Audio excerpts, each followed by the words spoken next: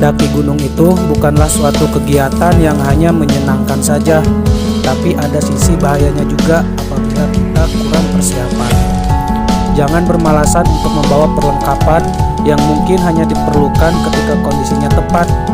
Cuaca nggak bisa diprediksi, mungkin lebih baik antisipasi daripada nantinya membahayakan apabila cuaca tidak sesuai ekspektasi.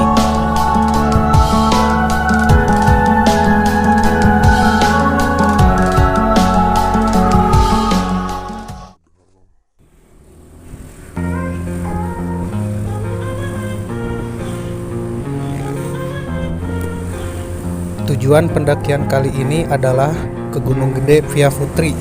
Gunung Gede ini merupakan salah satu gunung favorit bagi para pendaki. Selain pemandangan puncaknya yang cantik, ada tempat lain yang indahnya tak kalah cantik. Dengan hamparan dataran yang luas serta dihiasi banyaknya pohon edelweiss, tak heran jika Gunung Gede ini seringkali banyak pendakinya, sehingga kadang sering disebut sebagai gunung sejuta umat.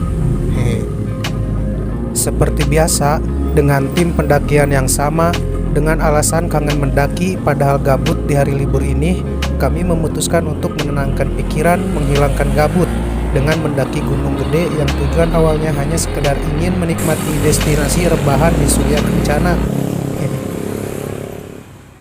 Kami berangkat dari Jakarta sekitar jam 9 malam dan sampai ke base camp sekitar jam 12 malam. Pagi hari pun tiba, sang fajar pun seolah menyapa, memberi tanda bahwa cuaca hari ini akan baik-baik saja. Oh iya, pemandangan cantik ini kami saksikan di base campnya Bang Amoy. Untuk informasi nomor kontaknya, barangkali ada yang berminat, silahkan bertanya di kolom komentar saja ya.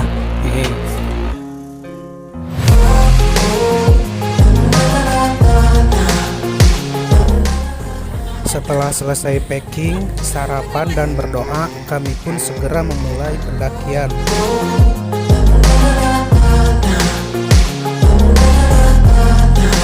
Di awal-awal pendakian, trek sudah sedikit menanjak, tapi dimanjakan dengan pemandangan terbuka sebelum memasuki pintu rimba. Mikirin poker ya. Wah, pakai headset gak denger dia.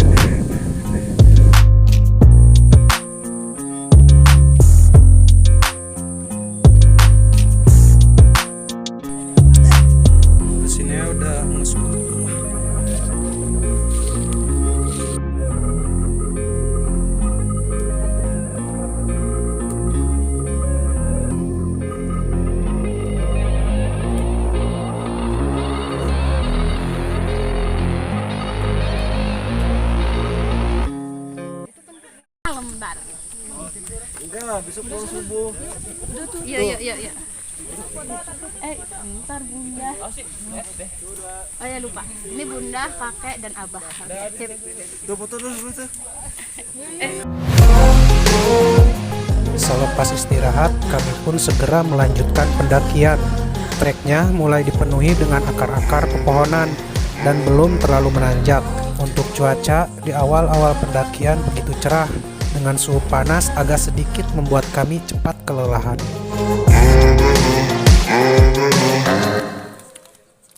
Di trek jam berapa Bang? Jam 9 ya, nyampe pos berapa? Pos 3 jam, sekarang jam 12, setengah 1 lah ya. Rencana ngecamp di puncak gede ya. Kalau nggak nyampe di pos 2. Betul turun lagi. Iya. Lu sendiri turun. Nggak apa-apa, tindak kan dari 2. Kita barangnya Mbak.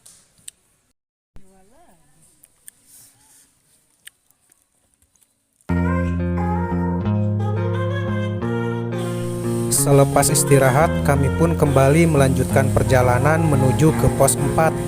Dan menurut saya ini adalah trek terlamanya. Mungkin karena treknya semakin sulit dan juga mungkin karena stamina kami semakin berkurang. Tapi apapun itu, kami tetap melanjutkan perjalanan dengan harapan tidak kemalaman di perjalanan menuju camp area favorit, yaitu Surya Kencana.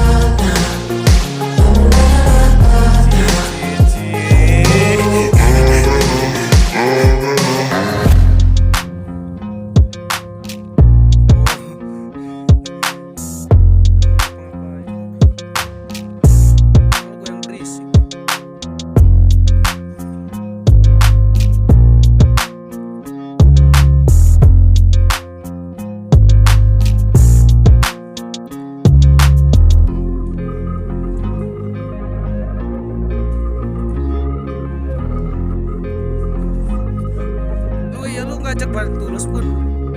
Ngajak.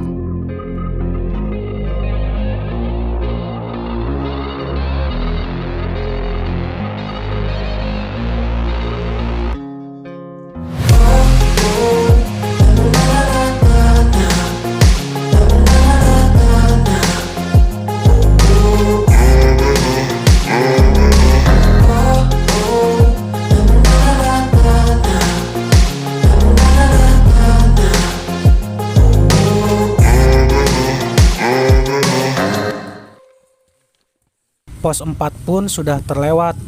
Cuaca sedikit berkabut dan suhu pun agak dingin. Karena sebelumnya kami pernah kesini, sepertinya kami sedikit mengenali trek. Bahwa setelah ketemu trek yang landai seperti ini, itu pertanda bahwa sedikit lagi, mungkin hanya beberapa menit lagi, kami akan segera sampai ke tempat camp tujuan kami, yaitu Surya Kencana.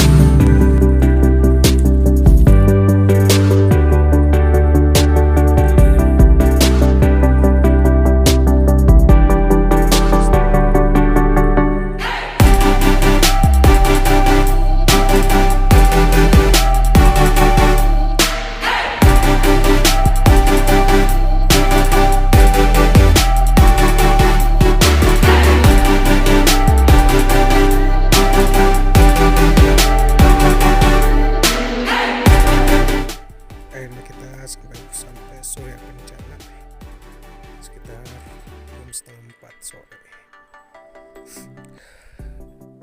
Ya, disambut dengan kabut, tapi alhamdulillah cuaca tidak hujan. Kita ngecamp sini dan besok summit dari sini. Mungkin kita ngecamp pilih tempat ngecamp yang di dekat mata air.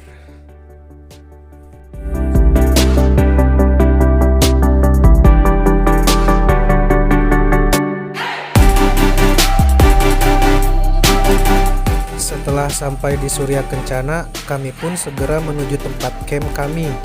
Sebenarnya di mana aja bisa sih, kan Surya Kencana luas banget. Asal jangan mendirikan tenda di trek aja. Tapi kami lebih memilih ngecamp di tempat yang sekiranya tidak jauh dari mata air dan tidak terlalu jauh juga dari trek summit.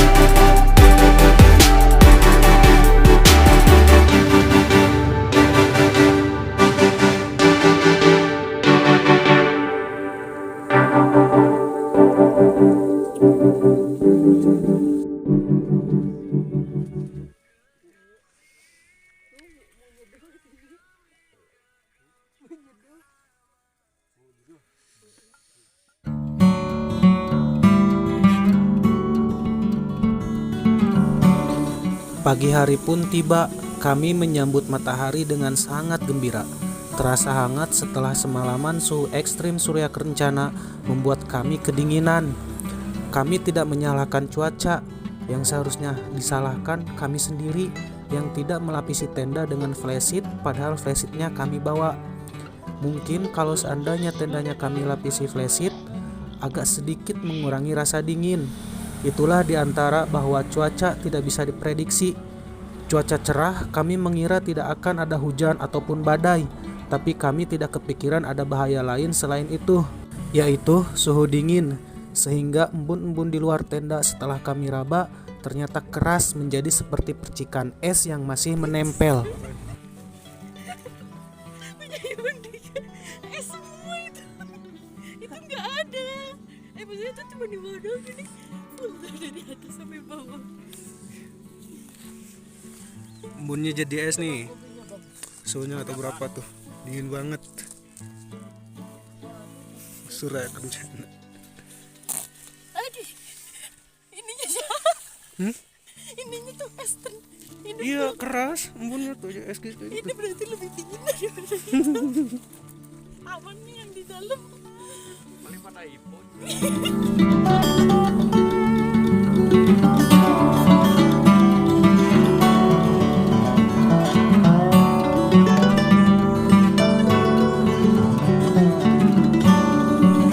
Rencana summit pun kini hanya jadi wacana. Mungkin karena suhu dingin yang membuat kami malas untuk bergerak. Akhirnya, setelah dapat kehangatan dari sang surya, kami pun membuat sarapan dan berencana untuk summit ke puncak.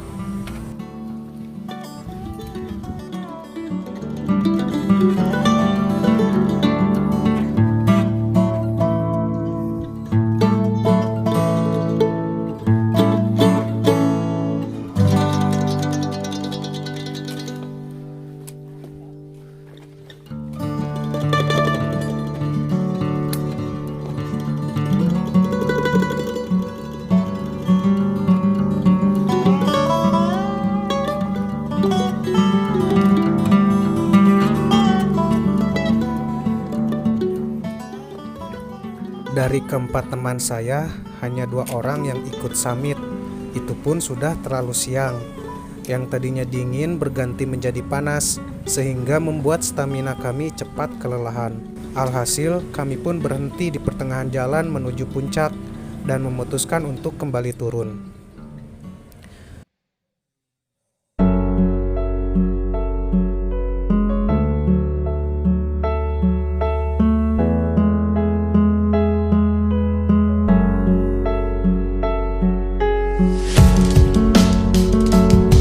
Mengira-ngira sesuatu itu tidak disalahkan, akan tetapi tidak selamanya apa yang kita kira-kirakan akan selalu tepat. Seperti misalnya mengira-ngira cuaca cerah yang tidak akan terjadi hujan, sehingga tidak mempersiapkan apa-apa yang diperlukan ketika hujan. Alangkah baiknya sebelum mendaki, selain mempersiapkan perlengkapan penting yang harus dibawa, kita juga harus mempertimbangkan peralatan untuk antisipasi apabila hal-hal yang tidak diinginkan terjadi. Lebih baik antisipasi daripada mencari solusi ketika hal yang tidak diinginkan terjadi.